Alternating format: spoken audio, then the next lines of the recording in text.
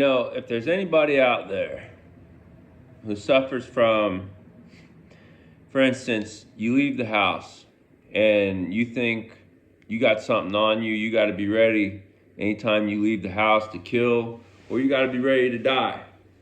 See, that's no way to live, man. And if you live like that, this might be for you. I'll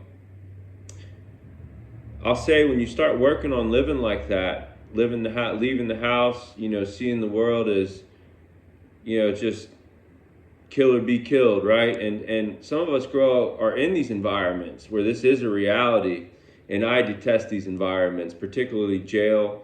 I guess like hoods or whatever. And you got somebody that lives in these types of environments that's trying to give their life to God, trying to turn their life around, and they have to walk out and be, like it says in the Bible, sheep amongst wolves.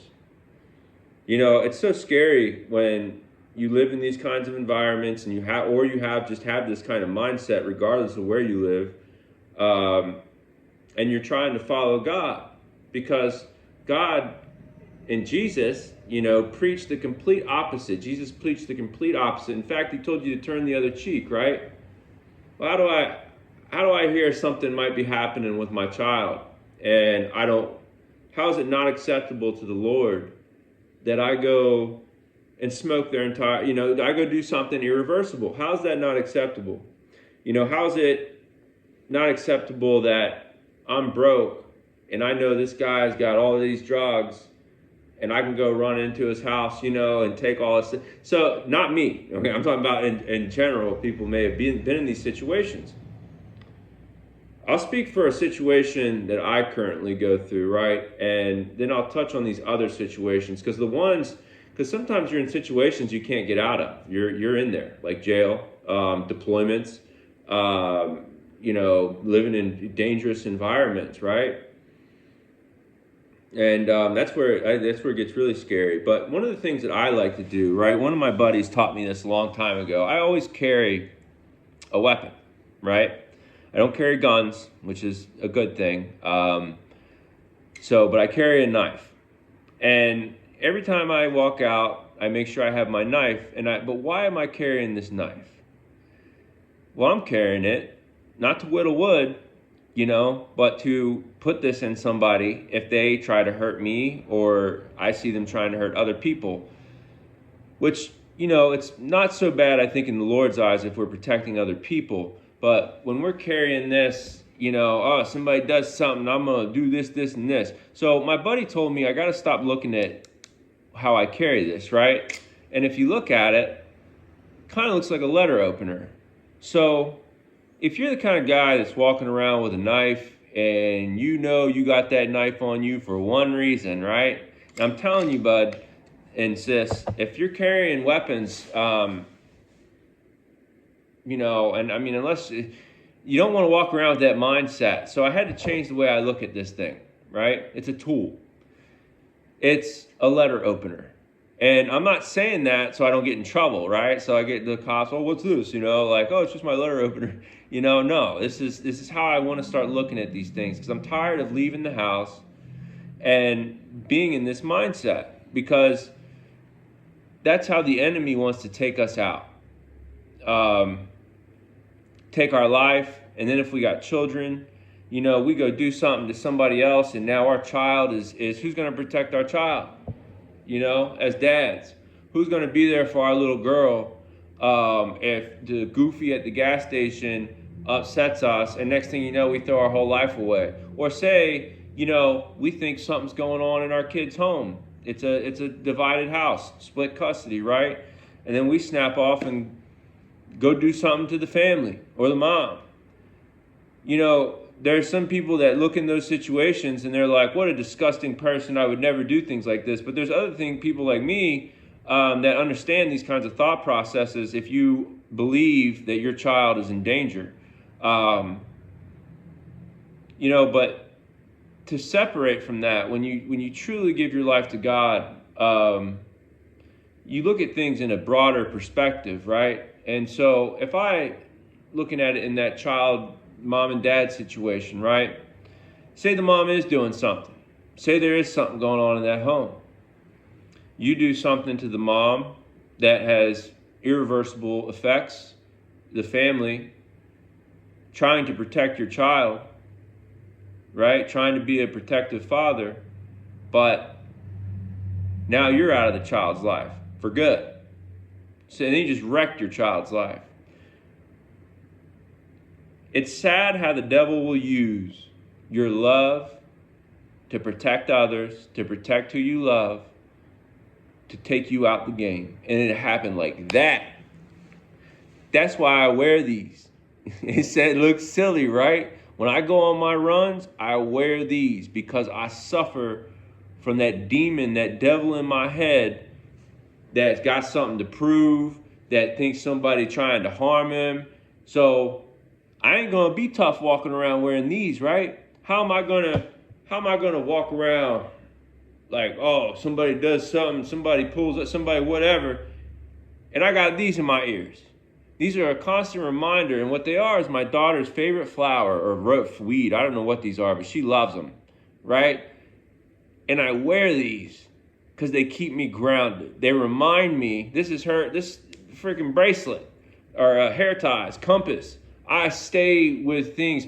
This don't look like it, but it said pink on the thing. I'm not a feminine kind of guy, and I got nothing wrong with guys. If you have, some feminine qualities that, like you like girl clothes, that's fine. But I get this kind of stuff to one, check that dude that's in me that's like, this guy talked to me funny, I gotta hold him accountable. But he's already saw you. You got daisies in your ears, bro. Like you got a pink watch on. I've already stopped myself at that point. You see what I mean? Like I can't, that guy looked at me funny, I can't go back and look at him and stare at him like that, knowing I got these things in my ears and that they're my daughter's flowers. So that's one aspect. And if you get locked in, and you could probably even do this in jail. I hate jail. I've only been there a couple times. Didn't have to fight while I was in there. With juvie, we had a little incident, but as I got older, I guess I was never really in there long enough to get in a fight. Thank God, because that just adds on to your stuff, right? So what I want to pull back to now is when you say you're spiraling, right? You're spiraling. My daughter's in danger. The neighbor's plotting on me. This guy at the gas station, and you made it out of the initial phase, right? But now you're still thinking about it. You're ruminating. Okay? Then you might be thinking, man, if I don't do something to him, he's going to do something to me. These are all thoughts from the enemy. They're lies. And I'm telling you this because I'm living it, right? I still deal with these thoughts. Is somebody going to hurt me? Is somebody going to do this? Is somebody going to do that? I've gotten to a point, man, that I know where I'm going. Like I'll level with you. I got back from an AA meeting the other night, getting out of my car. And I have some issues with some people. So like I thought somebody's gonna come right, it's nighttime, somebody's gonna come right up and shoot me in my car, right? Now mind you, I don't live in environments anymore. I don't live anywhere that's gonna happen out here. But my mind's still stuck. And for the first time, having one of those thoughts, it's not like I wanted to die, but I didn't care. Because I know where I'm going. And I know that I'm doing the right thing by not chasing violence. If I get smoked because I'm trying to live the Lord's will, okay, and I go to heaven, God's going, come on, baby. Like, we've been waiting on you, right? But if I go to heaven because I got shot by a police officer, because I was beating the brakes off somebody, or I did something to my kids, whoever, because I thought she was in danger, how am I going to go before God when I knew better? When I knew what he was asking? When I knew that he said in Jeremiah 29:11, for I know the plans I have for you, declares the Lord, plans to prosper you, not to harm you, plans to give you hope and a future, okay?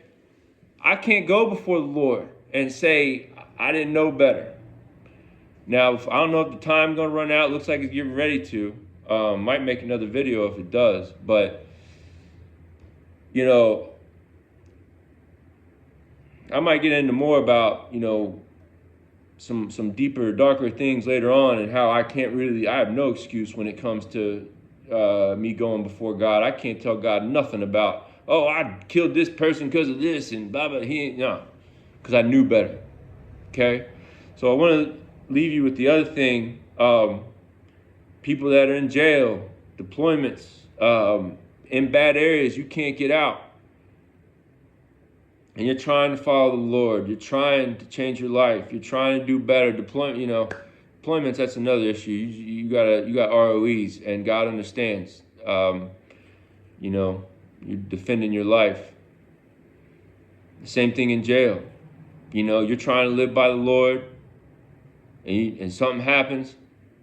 No, God doesn't. You got to do what you got to do, but do your best to avoid the violent mind at all costs. It's different when you're defending yourself, right? But if we're in our heads like constantly on guard, constantly prepared to kill somebody, constantly prepared to die for ego and for pride, there's no mercy there. I mean, you are if you're saved, but you don't want to go up there. You don't want to let the Lord down, man. So sorry if I got a little distracted, off topic or whatever, but you're in these situations, man, you can't get out of. Don't listen to the devil. He's going to try to tell you, man, this person's going to kill you, this and that and the other, man. Give your life to God, bro.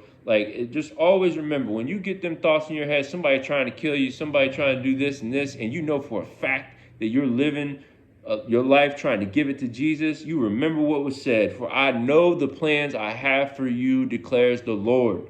Okay? God ain't having plans for you to get stabbed up or shot up or nothing like that while you're following him. Okay? But if that does happen, and it very well could, there's a lot of Christian veterans, a lot of guys overseas and a lot of Christians in jails and everywhere getting killed and murdered. But guess where they're going? And we'll see them again someday. I had to make this video, man. I'm sorry if it was too deep, too dark. Sorry if I was all over the place. But I just had to get it out there, okay? Don't listen to that violent mind. It does nothing but want to ruin your life, hurt the people you love, and take the people you love from you, and take whatever good you can bring this earth away. Don't listen to it. It's a lie. I love you, Jesus loves you, and God loves you. Enjoy the weekend. Be safe. No violent thoughts. Letter opener. Get a flower. Pink watch.